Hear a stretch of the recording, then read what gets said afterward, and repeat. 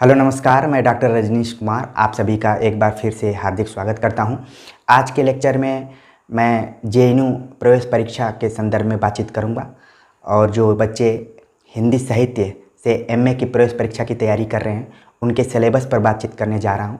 जब आप सिलेबस पढ़ेंगे, ई प्रॉस्पेक्टस जो डाउनलोड कर सकते हैं आप वेबसाइट से, विश्वविद्यालय की वेबसाइट से, तो उसमें कुल 4 पॉइंट्स में सिलेबस को दिया गया है। हिंदी साहित्य से प्रवेश परीक्षा की तैयारी करने वाले बच्चों के लिए अंग्रेजी में पाठ्यक्रम को दिया गया है।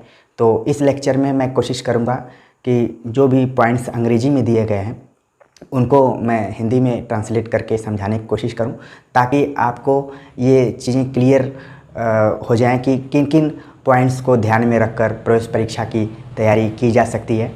ठीक है, तो जब आप प्रॉस्पेक्टस देखेंगे तो उसमें पहला पॉइंट जो दिया गया है, एमए मैं लिख देता हूँ। ठीक है, एमए हिंदी कहाँ से? जेएनयू से। अगर आप उसकी प्रवेश परीक्षा की तैयारी करना चाहते हैं तो एमए हिंदी में तैयारी करना चाहते हैं और प्रवेश लेना चाहते हैं, तो उसके प्रॉस्पेक्टस को जब आप पढ़ेंगे तो पहला पॉइंट्स उसमें दिया गया है कि जो भारत स्तर पे विभिन्न विश्वविद्यालय और महाविद्यालय के बीए के पाठ्यक्रम में हिंदी साहित्य पढ़ाया जाता है, उसी को आधार बनाया गया है। तो विश्वविद्यालय तो बहुत सारे हैं, लेकिन मुख्य तौर पर आपको ध्यान में रखने की ज़रूरत है। पहला जो डीयू में बीए की पढ़ाई होती है, तो वहाँ के सिलेबस को देख सकते हैं। ठीक है, बीएचयू के सिलेबस को देख सकते हैं हिंदी में, और जामिया मिलिया इस्लामिया को देख सकते हैं, एएमयू को देख सकते हैं अगर वहाँ बीए की पढ़ाई हो रही है। कारण इसका ये है कि जेएनयू में बीए में हिंदी साहित्य की पढ़ाई नहीं होती है, सीधे एमए से शुरू होती है और रिसर्च तक इसकी पढ़ाई होती है। तो इसीलिए पहला पॉइंट्स लिखना पड़ा विश्वविद्यालय को कि जितने भी भारत में विश्वविद्यालय हैं या महाविद्यालय हैं उनके पाठ्यक्रम में स्नातक स्तर पे यानी कि बीए स्तर पे जो भी हिंदी साहित्य पढ़ाया जाता है वही मुख्य आधार रहेगा। तो आप देखेंगे कमोबेश सभी विश्वविद्यालयों में हिंदी साहित्य का इतिहास तो पढ़ाया ही जाता है। कुछ रचनाएं होती हैं, खासतौर से उपन्यास हो गए, निबंध हो गए, कहानियाँ हो गई, तो वो थोड़ा सा उसमें भिन्नता रहती है, वरना लगभग सब एक ही रहता है। तो ख़ास तौर से ध्यान देने वाली बात है, जब आप देखिए तो अगर डीयू का सिलेबस मिल जाए, बीएचयू का मिल जाए, जामिया मिलिया इस्लामिया का मिल जाए, अलीगढ़ मुस्लिम विश्वविद्यालय का मिल जाए, या फिर इलाहाबाद यूनिवर्सिटी का मिल जाए, ठीक है, तो इसके सिलेबस को भी आप देख सकते हैं। ख़ास तौर से डीयू का सिलेबस काफ़ी मानक टाइप का है। अगर देखिए आप तो 70-80 पेज का सिलेबस है पूरा, और आपको शॉप दुकान पर भी मिल सकता है, या फिर चाहें तो आप डाउनलोड भी कर सकते हैं उसके वेबसाइट पे जाके। तो आपको मोटी मोटा एक पता चल जाएगा कि किन किन चीज़ों को ध्यान में रखना है। ठीक है, तो पहला पॉइंट्स ये है। दूसरा पॉइंट्स इसमें अंग्रेजी में ही लिखा गया है, जिसको कि मैं लिख दे रहा हूँ। लिखा गया है हिस्ट्री ऑफ हिंदी लिटरेचर। ठीक है, तो हिस्ट्री ऑफ हिंदी लिटरेचर। ठीक है, तो हिंदी साहित्य का इतिहास पढ़ना है आपको।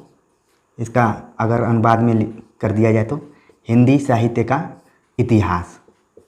ठीक है, तो इसमें किन किन चीज़ों को पढ़ना होगा? हिंदी साहित्य के इतिहास में आपको आदिकाल, भक्तिकाल, रीतिकाल और आधुनिक काल, इसको पूरा पढ़ना है। ठीक है, और इसके अलावा जो भाषा का विकास है उसको भी आपको ध्यान में रखना होगा। काव्य शास्त्र को भी थोड़ा सा ध्यान में रखना होगा, क्योंकि सिलेबस में इस तरीके से नहीं लिखा है, हिंदी साहित्य का इतिहास लिख दिया है। तो आपको ये चारों कालखंड तो पढ़ना ही है। इसके अलावा जो विभिन्न विमर्श हैं उनको भी ध्यान में रखना है, क्योंकि हिंदी साहित्य का इतिहास काफ़ी विस्तृत सिलेबस हो जाता है, तो उस चीज़ को ध्यान में रखना है। दूसरा पॉइंट्स जो दिया है इसमें, दूसरे पॉइंट्स को अगर देखा जाए तो लिखा हुआ है, बल्कि ये तीसरा पॉइंट्स होगा, major literary generals, major literary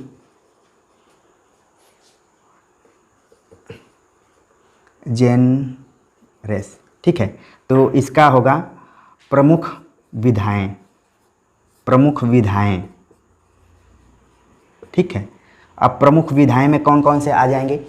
खासतौर से कहानी, उपन्यास, निबंध, आलोचना, इसके अलावा अन्य गद्य विधाएँ होती हैं जिसको कि कथेतर गद्य विधा भी कहा जाता है, जिसमें कि आत्मकथा, जीवनी, संस्मरण, यात्रावृत्त, रेखाचित्र, ठीक है, ये सारे आपको विधाओं को पढ़ना होगा।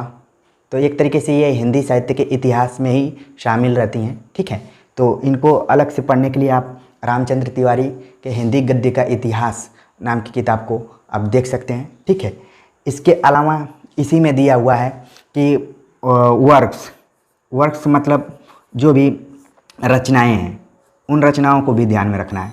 तो जो अब आप पढ़ेंगे कहानी, उपन्यास, आलोचना, निबंध, तो लेखकों के साथ साथ उनके रचनाओं को भी ध्यान में रखना होगा, ठीक है। और इसी में पॉइंट्स में लिखा हुआ है मोमेंट्स एंड ट्रेंड्स, ठीक, इसी में पॉइंट्स है मोमेंट एंड ट्रेंड्स। तो मोमेंट मतलब आंदोलन, ठीक, और ट्रेंड्स मतलब प्रवृत्तियाँ। तो आपको आंदोलन और प्रवृत्तियों के बारे में भी पढ़ाई करना है।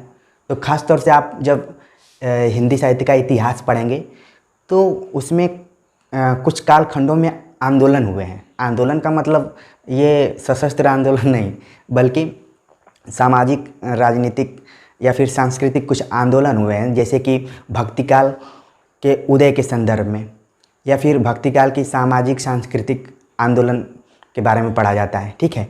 इसके बाद नव जागरण, खड़ी बोली आंदोलन, इसके बाद आप जाएंगे देखेंगे कहानियों में कई आंदोलन हैं, ठीक है। नई कहानी, साठोत्तरी कहानी, सक्रिय कहानी, समानांतर कहानी, इस तरीके से एक कहानी आंदोलन है।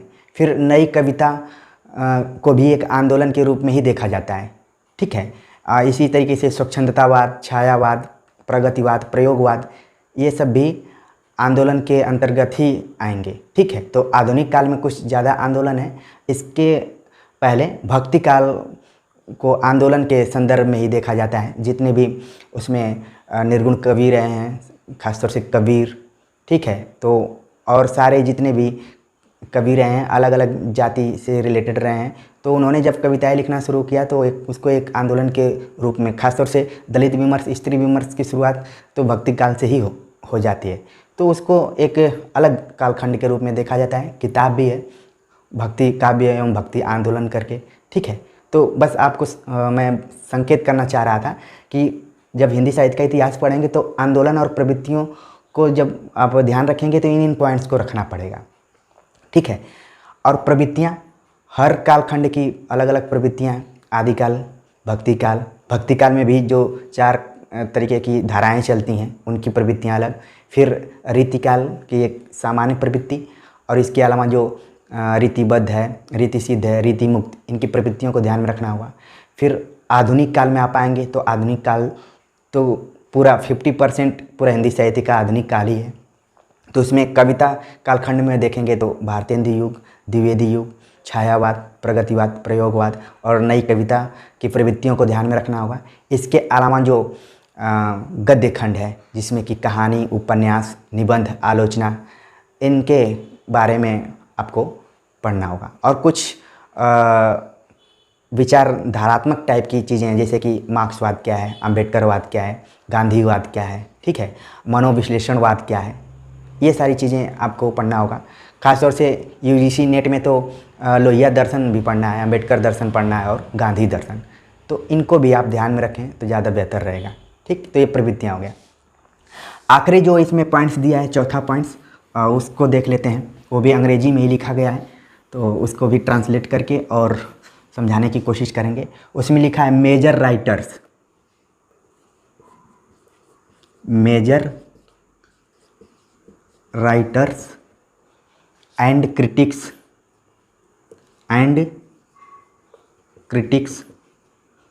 ऑफ हिंदी लिटरेचर, ठीक। Major writers and critics of Hindi literature, तो इसका अगर अनुवाद करेंगे आप तो हिंदी साहित्य के प्रमुख लेखक एवं आलोचक, तो प्रमुख लेखकों को और आलोचकों को पढ़ना है और उनकी रचनाओं के बारे में।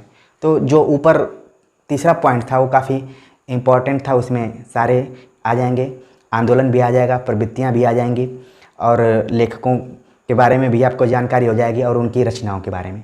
तो यही 4 पॉइंट्स को सिलेबस में पूरा रखा गया है।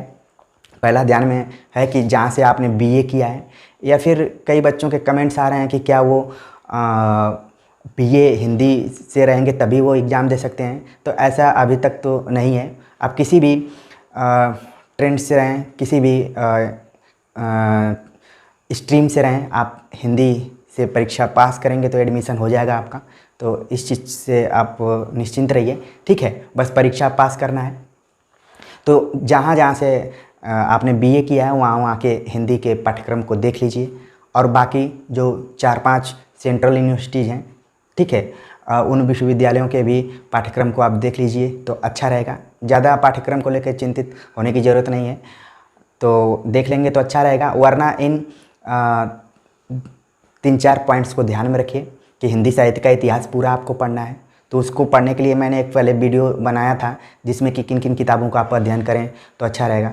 ख़ास तौर से जेएनयू के साथ ये है कि जब भी आप जाएंगे तो हर एक्सपर्ट्स बताएगा कि आपको हिंदी साहित्य का सरल इतिहास पढ़ना चाहिए विश्वनाथ त्रिपाठी का, क्योंकि उसमें पतले में है, 100-110 पेज का है। तो आपको एक समझ आपके अंदर विकसित हो जाती है कि हिंदी साहित्य के इतिहास में क्या क्या है, ठीक है, कम समय में। इसके अलावा आचार्य रामचंद्र शुक्ल का हिंदी साहित्य का इतिहास आपको पढ़ना ही होगा, क्योंकि वो तो एकदम पूरा मेन आधार ही है। इसके अलावा डॉक्टर नगेंद्र का जो हिंदी साहित्य का इतिहास है उसको आप पढ़ सकते हैं। इसके अलावा गद्य, क्योंकि देख रहे हैं सीधे सीधे लगा हुआ है, ठीक है, major literary genres, works, movement and trends. तो इसके लिए आपको गद्य का इतिहास भी पढ़ना ज़रूरी है, ठीक है। तो शॉर्ट में इसकी तैयारी आप जब करेंगे तो मुश्किल हो जाएगी, क्योंकि सीट्स भी 39 सीट्स हैं, 39, तो काफ़ी फाइटिंग है।